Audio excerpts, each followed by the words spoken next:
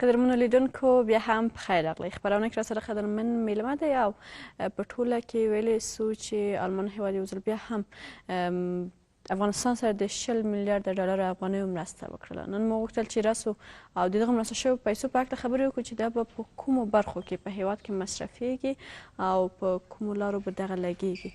ډیری کله کله چې هیواد ته مرسته کیږي نو هغه مرسته په بشپړه توګه نه رارسي، بېلابېلې ستونزې ورته رامنځته کیږي. خو دا ځل دغه مرسته چې له افغانستان سره شوې ده څومره د مالیې وزارت ډاډ ورکوي چې دغه مرسته به واقعا هغه برخو کې چې اړتیا ده په هماغه برخو کې به مصرفیږي. او همدارنګه د دې ترڅنګ بله موضوع مو چې نن وغوښتل چې خپرونه کې برخه ورکړو هغه دا ده چې په دې وروستیو کې داسې اوازې دي او داسې ویل کېږي چې ځینې خام مواد د هیواد څخه بهر قاچاق کیږي. له هغې ډلې څخه د اوسپنې یوه ښه بېلګه ورکولی سو. په همدې تړاو راسره خپرونه کې ډېر قدرمن میلمه ښاغلی شمروز خان مسجدي د مالیې وزارت ویان راسره دی او په ټوله کې به همدغه موضوعات ورسره رااخلو. مسجدي صاحب پخیر راغلی، سهارم نیکمرغه. کور مو ودان ستاسو د مزار په خیر. خوشحاله اوسئ. پیل به له همدغې مرستې څخه وکړو. دغه کومه مرسته چې د مالیې وزارت څخه په ټوله کې د افغانستان سره شوې ده، دغه مرستې تړون کوم حد ته رسېدلی، بشپړ سوی ده او که نه دغه مرسته به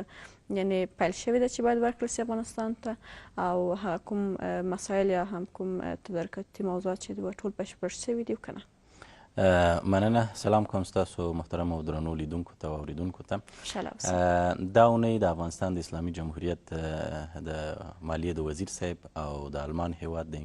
اقتصادي انکشاف د وزارت د افغانستان او پاکستان لپاره د نماینده ترمنځ یو اقتصادي همکاریو لاسلیک شو، تړون لاسلیک شو چې د هغه په ترڅ کې د آلمان هیواد به د افغانستان سره د 2018 کال لپاره 240 میلیونه یورو چې هغه 20 میلیارډ افغانۍ کېږي کومک کوي. د دې کومک یوه برخه به د افغانستان د دولت د بودیجې څخه مصرفیږي او یوه برخه به خپله د آلمان هیواد مصرفوي. خو آلمان هیواد هم چې کومه مصارف کوي هغه به د افغانستان د دولت او د ملت هغه برنامو په اساس کوي چې هغه زموږ لپاره لومړیتوب لري. نو قرارداد امضا شو او پیسې به هغه وخت ترخیصي یا مصرفیږي کله چې موږ برنامې جوړې کړو، پروګرامونه جوړ کړو. نو امید دی چې د دې کار تر پایه پورې ټول هغه تدارکاتي او نور موارد چې ضرورت دي تر څو دا پیسې په پروژو باندې مصرف شي، تکمیل شي او د نوي مالي کال له سر څخه یا له پیل څخه به انشاءالله دا پیسې په پروژو باندې مصرف ته رسي. بله، ډېر ښه. مجید صاحب، که راسو د ستونزو برخو ته، بیا ستونزې په هره برخه کې لرو، د معرف، روغتیا او امنیتي په ټولو برخو کې. مشخصا تاسو اوس یا د مالیې وزارت لخوا نه داسې برنامې مو په نظر کې نیول ده چې په کومو برخو کې به دغه پیسو څخه به ګټه اخیستل کېږي او دغه مرستې به په هغه برخه کې مصرفیږي؟ د دې مرستې مصرف په څو مشخصو مواردو کې دی یا په څو مشخصو برخو کې به هغه به دا چې څنګه کولی شو د افغانستان اقتصاد ته رونق ورکړو او د دې لپاره به موږ په هغو مواردو باندې پیسې د مصرفیږي چې په هغه کې کار جوړ شي، خلک کار ومومي. څنګه کولی شو موږ خلکو ته پاکې اوبه ورسوو، د خلکو د برېښنا مسله حل کړو، د قانون د پلي کولو لپاره به مصرفیږي، د ادارې د ودې لپاره به مصرفیږي، د مبارزې د فساد سره د مبارزې په برخه کې به مصارف ته رسیږي. هغه موارد چې د افغانستان دولت یې لومړیتوب ګڼي، مخکې له دې نه چې قرارداد امضا شي د آلمان هیواد سره پرې تقریبا څه د باندې اونۍ او میاشتې سره پرې بحثونه وشول. ټول اړخونه مشخص شول چې په کومو مواردو کې به دا مصرفیږي او تر هغه نه وروسته بیا دا قرارداد امضا شو. نو برخې مشخصې دي، هغه اقتصادي وده ده، د قانون حاکمیت دی یا ښه حکومتولي ورته ویلی شو، او د ښځو د کومک او د اقتصادي ودې پراختیا او په رهبرۍ کې د هغوی د رولوبولو برخې دي، د اوبو رسونې برخې دي، د کارموندنې برخې دي، په ولسوالیو او ولایتونو کې پراختیایي پروژو برخې دي. نور هغه موارد دي چې په قرارداد کې لا هم زیات معلومات شته دی. بله، تا چا دا ونه وکړه چې دغه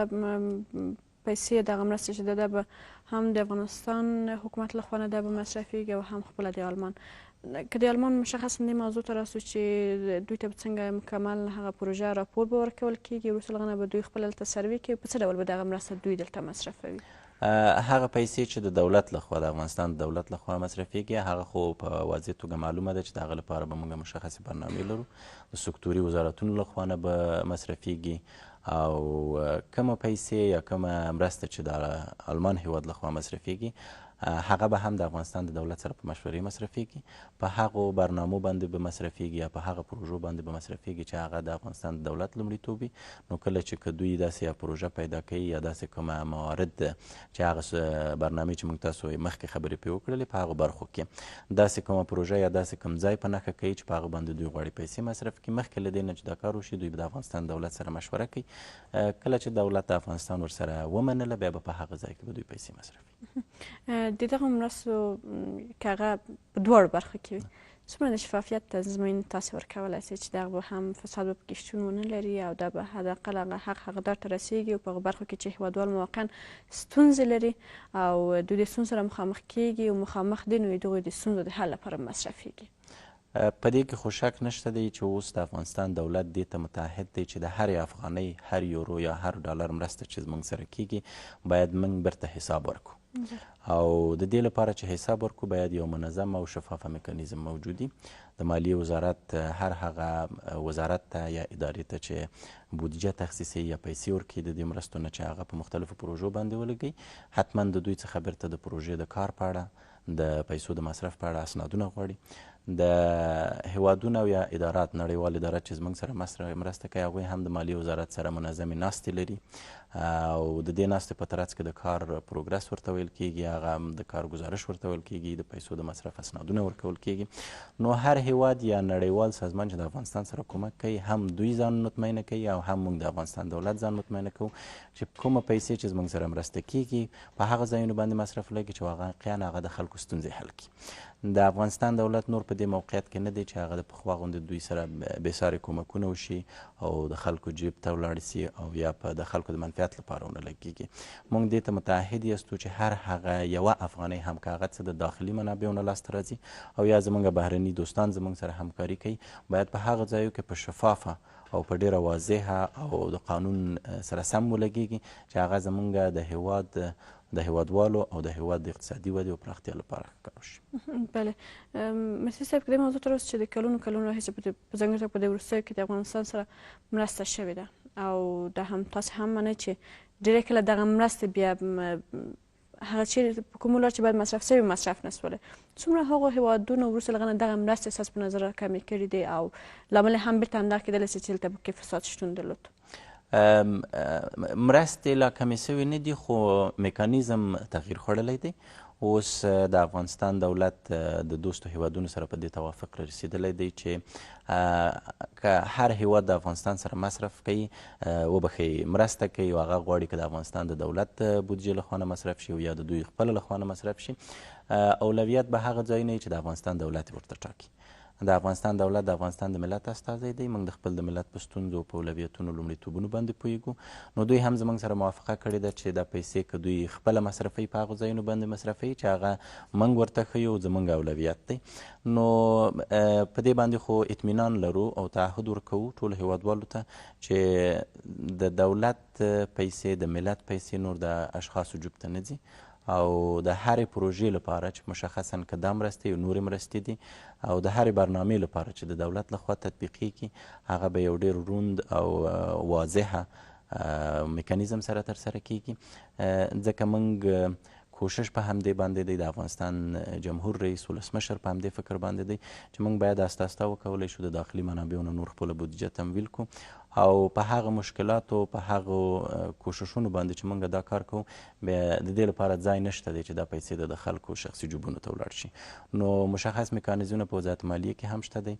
او سکتوري وزارتونه هم خپل د تفتیش ریاستونه لري د پلټنې ریاستونه لري د پلټنې عالي اداره موجوده ده او نړیوال هم چې کله کومکونه کوي نو دوی د خپلو کومکونو په مقابل کې زموږ نه پوښتنې کوي او زموږ نه اسناد غواړي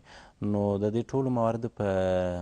که چېرته ورته موږ متوجه شو نو د دې لپاره ځای نه پاتې کېږي چې موږ د دولت پیسې د ملت پیسې او د دوستو هیوادونو پیسې د اشخاصو جیب ته ولیږو بله مسجد صاحب یوه بله اساسي پوښتنه هم چې ډېری کله موږ سره پیدا کېږي هغه دا ده کله چې د وزارتونو له استازو څخه او یا هم هغه مسؤلینو څخه موږ پوښتنه کوو چې ډېری کله چې دوی په ځینو برخو کې پاتې راځي نو ټوله مالیې وزارت ته چې وایي چې موږ ته بودیجه څنګه چې موږ غوښتنه کوو هغسې بودیجه نه راکول کېږي. ښه بېلګه یې پوهنې وزارت ته ویلی سو چې تر اوسه هم زموږ ډېری شمېر د هېواد البته ښوونځي د کتابونو څخه برخمن نه دي، د ټولګټو وزارت، دغه هغه وزارتونه چې ډېری دوی وایي چې دوی ته مشخصا کومه بودیجه چې غوښتونکي دي نه ورکول کېږي. تاسو دغه کله چې بودیجې وزارتونو ته ورکوئ په کوم اساس یې ورکوئ، په کومو شرایطو باید هغوی برابر اوسي چې تاسو دغه بودیجه ورته اختصاص کوئ؟ ګورئ دا په ټولو هیوادونو کې یو ډېر واضحه میکانیزم دی چې کله چې د وزارتونو بودیجه جوړیږي یعنې دا امکان نه لري او نه سمه خبره ده چې هر څه چې غوښتل کېږي باید ومنل شي. هر وزارت چې کله د مالیې وزارت ته مهرباني کوي راځي او د خپله د بودیجې غوښتنه کوي باید مشخص پروګرامونه ولري او پروګرامونه یې باید واقعیت ته نږدې. کله چې د مالیې وزارت ته راځي هلته مجالس کېږي، وزیر صاحب د مالیې په رهبرۍ کې د وزارتونو محترم رهبران یې هلته راځي د خپل د بودیجې نه دفاع کوي. نو کله چې دواړه خواوه دې یعنې همکارۍ ته ورسیږي او یا سره سلا شي چې دغه بودیجه دواړو خواو ته د مصرف وړ ده بیا هغه بودیجه هغه محترم وزارت ته ورکول کېږي. نو زه فکر نه کوم که وزارتونه محترم دي دا شکایتونه ولري چې زموږ لپاره سم بودیجه مد نظر نه نیول کېږي ځکه دوی خپله دا اوس هم دم ګړی په وزارت مالیې کې د آینده کال د بودیجې هغه استماعیه ناستې روانې دي او هر وزارت حق لري چې د کال په اول کې د خپل د بودیجې نه دفاع وکړي. نو دغه محترم وزارتونه چې تاسو یې نومونه واخیستل که څو یې درته دوی ادعا لري چې موږ ته بودیجه په وخت نه راکول کېږي، زه نه پوهېږم دوی دا په کوم اساس باندې وایي ځکه معارف وزارت یا د معارف سکتور دا اوس هغه سکتور دی تر ټولو کمه پراختیایي بودیجه مصرف کړې ده. نو بودیجه کافي موجود ده، مالی وزارت د پیسو د کمښت سره برابر نه دی، خو دا هم حقیقت لري چې بودیجه هغه موارد ته ورکول کېږي چې هغه واقعا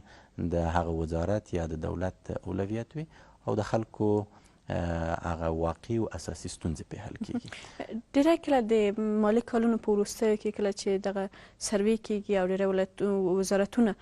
خپلې بودیجې په مشخص توګه دوی نه مصرفوي او یا هم پاتې پکې راځي، په راتلونکي کال کې بیا څومره د اغېزه پیلوي چې تاسو بودیجې مقدار راکم کړئ او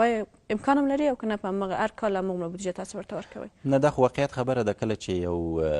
وزارت ونشي کولی چې خپله هغه بودیجه په وخت باندې مصرف ته ورسوي یا څومره چې غوښتلې وه د هغې نه کمه مصرف ته ورسوي دا د هغوی د آینده کال په بودیجې باندې تاثیر لري. خو بیا هم که کومه وزارت یعنی واقعا داسې مشکلاتو سره مخامخ شوی چې هغه قابل د توجیه او قابل د دې چې باید واوریدل سي نو هغه اورېدل کېږي او کیدای شي په بودیجې تاثیر ونه کړي. ولې نه تنها آخر د کال کې حتی په منځ د کال کې کله چې د بودیجې د مصرف هغه ارزونه کېږي محترم وزارتونو ته ویل کېږي چې ستاسو انکشافي پراختیایي او یا عادي بودیجه کمه مصرف شوې ده او تاسو نشئ کولی کومه بودیجه چې مو غوښتلې هغه په وخت مصرف ته ورسوئ. نو آینده کال چې کله بیا دوی اوس لکه مثلا سږ کال چې دوی کله بودیجې ته راځي او د خپل د بودیجې نه دفاع کوي نو باید د خپل پر اوسکني کال د مصرف په اړه هم باید وضاحت ورکړي چې ول دوی نه دي په دې توانېدلي چې هغه بودیجه مصرف کړي او سږ کال بیا هم راغلي تر هغې زیاته یا تر هغې برابره بودیجه غواړي. بله او بیا به هم مخکې هم دغه موضوع شریکه کړله لیدونکو سره او تاسو سره چې د قاچاق مسئلې ته راسو ډېری صنعتکاران په دې وروستیو کې دغه شکایتونه کوي چې خام مواد د هېواد څخه په ناقانونه هم قاچاقي توګه د باندې ایستل کېږي. په دغه برخه کې ستاسو مسؤلیت څه دی؟ تر کوم حده مو خپل مسؤلیت ادا کړی ده؟ نور کوم ارګانونه یا اړوند ادارې دي چې په دغه برخه کې مسؤلیت لري؟ د دولت په ټوله کې مسؤلیت لري چې د قاچاق څخه مخنیوی وکړي خو د مالیې وزارت په چوکاټ کې د ګمرکونو لوی ریاست دی چې هغه د افغانستان د دروازو هغه حیثیت لري یا د اقتصادي دروازو حیثیت لري. زموږ د ګمرکونو مسؤلیت دی چې د قاچاق څخه مخنیوی وکړي. په دې وروستیو کې د افغانستان د ولسمشر د حکم په اساس او د نیازمندیو په اساس یوه ګډه کمیټه رامنځته شوې د ټولو هغه اداراتو نه چې دوی په سرحداتو کې فعالیت لري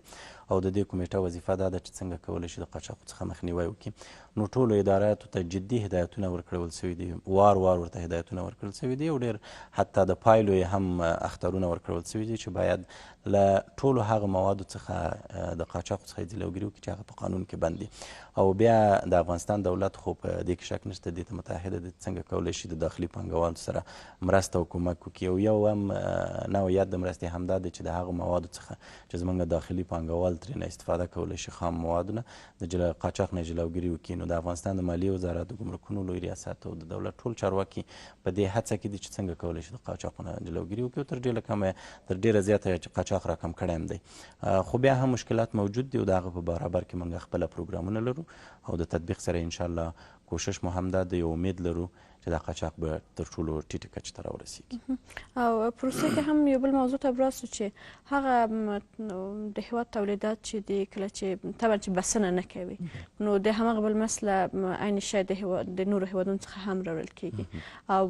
ډېری سوداګر بیا په دغه برخه کې دوی شکایتونه لري چې په هغه باندې طرفه ډیره ده او هماغه ده چې ځینې وخت به دغه په ناقانونه توګه هم هېواد ته رادننه کېږي. په دغه برخه کې تاسو څه پلان لرئ او څومره مو دغسې قاچاق چې یو خو د هېواد وړل کېږي هغه چې بیرته هېواد ته راقاچاق کېږي د هغه مخه مو نیولې اوسي؟ د مالیې په وزارت کې د ګمرکونو د عوایدو د معین په سرپرستۍ باندې د تعرفې کمیټه موجوده ده. د دې کمیټه کې د خصوصي سکتور اعضاوې هم موجود دي چې هغه د وارد کوونکو صادران کوونکو او همچنان د داخلي تولیداتو نمایندگان هم موجود دي. کله چې د یو توکي تعرفه کته یا پورته ځي هغه د دې کمیټې په اساس د وړاندیز په اساس او یا د اقتصادي تحلیل په اساس ځي. هر هغه تولید چې په افغانستان کې دننه زموږ هیوادوالو ته یې کچه لوړه سي او کولی شي چې بازار ته یعنې واقعي په توګه باندې د خلکو هغه نیازمندۍ پوره کړي نو د هغه په مقابل کې چې د نورو مواردو نه یا ممالکو نه واردات لرو په هغوی باندې تعرفه یا پورته ځي یا کته ځي. نو په دې کې شک نشته دی چې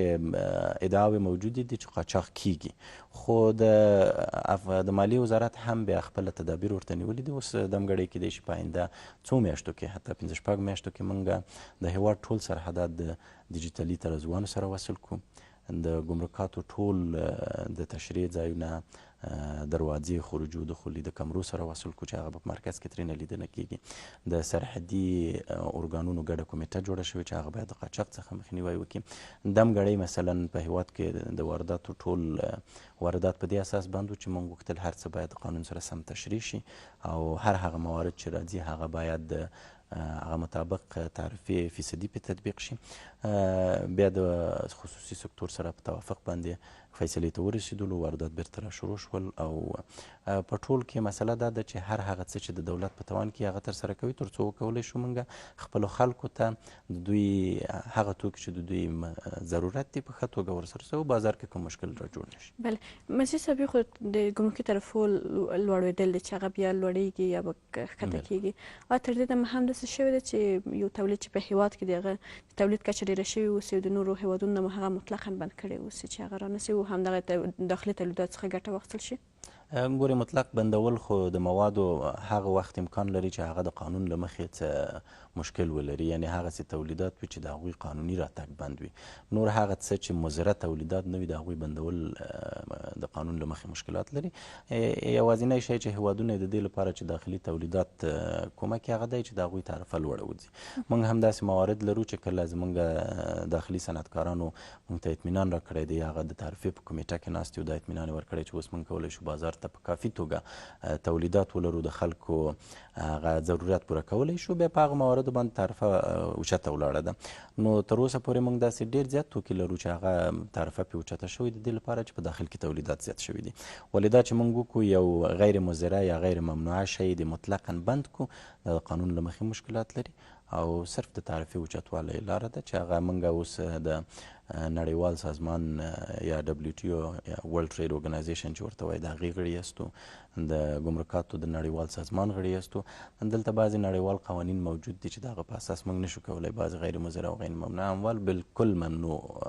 ودرو. ولې دا کولی شو چې د صنعت د همکارۍ لپاره په بعضو باندې با تعرفه اوچته یا کته کړو. بله ډېره زیاته مننه کوم مجید صاحب. کور مو ودان صاحب. خوشحاله اوسئ. بخیر اوسئ.